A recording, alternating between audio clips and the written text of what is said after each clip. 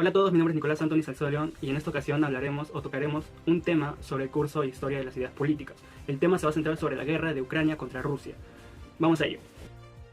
Si bien es cierto, a lo largo de la historia de la humanidad se desarrollaron varias guerras, que dieron como hecho el dominio de territorios y del poder de las civilizaciones, o mejor dicho de los países, con un gobierno enfermo de poder.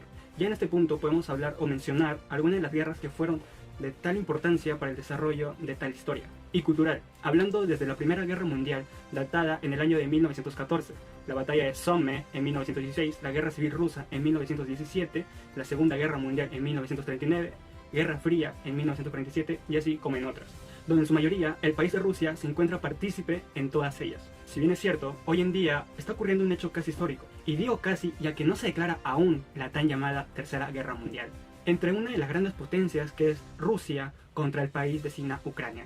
A partir de aquí vamos a mencionar, o mejor dicho, vamos a profundizar en dos preguntas que nacen bajo este contexto, que a lo largo del video hablaremos de ello. Como bien dicen por ahí, nada tiene inicio ni sentido si no se explicó la razón de cómo es que llegamos hasta ese punto. Es como ver la mitad de una película y al finalizarla no entender el por qué se llegaron a dichos acuerdos o a dichos hechos, ya que en brevedad nos hemos saltado el origen de todo ello.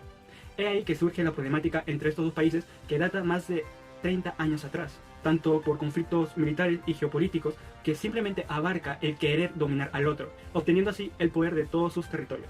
Pero para poder entender todo esto hay que saber lo que ocurrió durante todas las guerras que tuvo Rusia y cómo esta evoluciona con el pasar del tiempo y qué es lo que en verdad quiere del país de Ucrania, en especial y en esencia en el año 2014.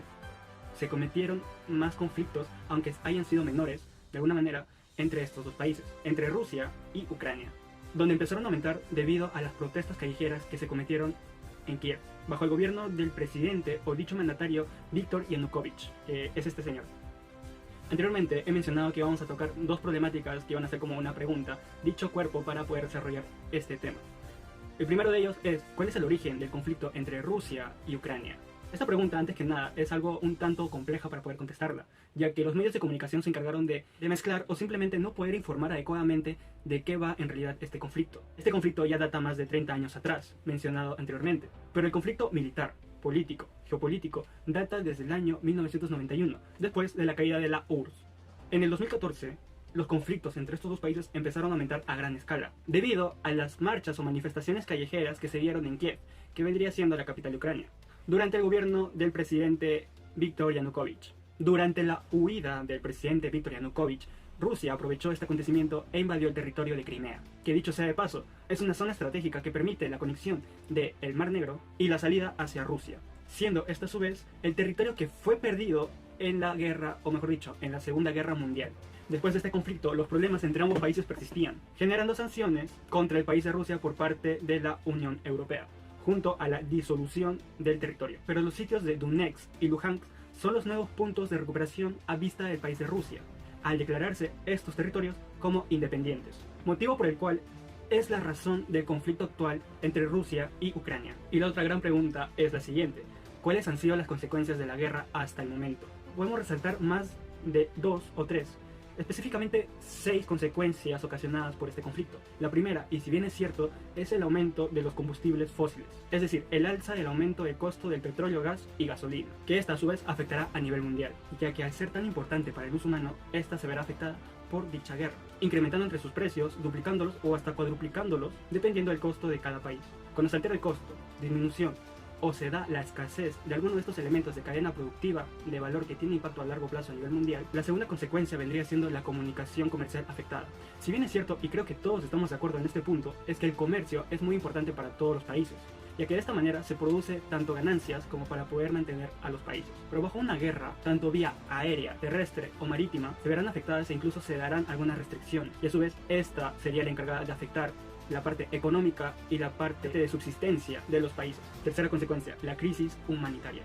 Debido a que la guerra es un significado o sinónimo indirectamente de la pérdida de tanto militares como civiles o ciudadanos, y es obvio que se notará una decadencia entre estos dos países. Y también por parte de la expulsión migratoria de los ciudadanos a Moldavia, Rumania, Finlandia y entre otros más, que son limítrofes en parte de Ucrania.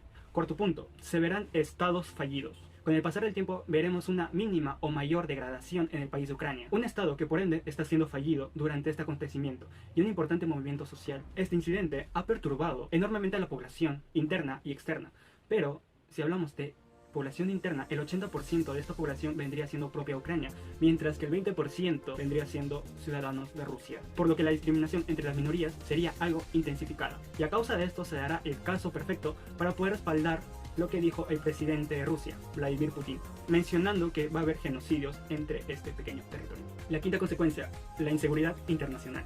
Esta consecuencia es únicamente para el país afectado de Ucrania, ya que una vez terminada la guerra contra Rusia, el país de Ucrania tiene que mantenerse en una posición neutra y no dejarse influenciar por la organización del Tratado del Atlántico Norte, la OTAN. Y sexto y última consecuencia, la reestructuración de un nuevo sistema internacional.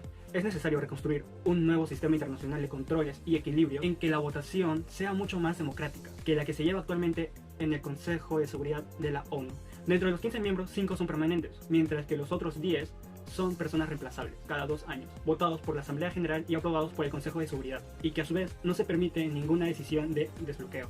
Esta a su vez está argumentada en la resolución 377, que es una resolución de Unidos por la Paz, y que esta se está viendo en la Asamblea General para que la comunidad internacional pueda involucrarse en el conflicto, incluso la intervención militar. Ya para poder terminar el video, podemos determinar con cierta exactitud que esta pelea entre estos dos países ya lleva tiempo desarrollándose. Además, que podríamos mencionar que posiblemente, ojo, posiblemente, se podría desarrollar la Tercera Guerra Mundial, en caso que no se plantee ninguna solución para evitarlo. En caso contrario de que no se pudiese encontrar dicha solución, estaríamos presenciando las consecuencias mencionadas en un rango mayor, o mejor dicho, a gran escala. Todo se ve determinado por la enferma idea y la sed insaciable del poder por parte de Rusia. Con ustedes, soy Nicolás Salcedo y nos vemos en un próximo video. Bye.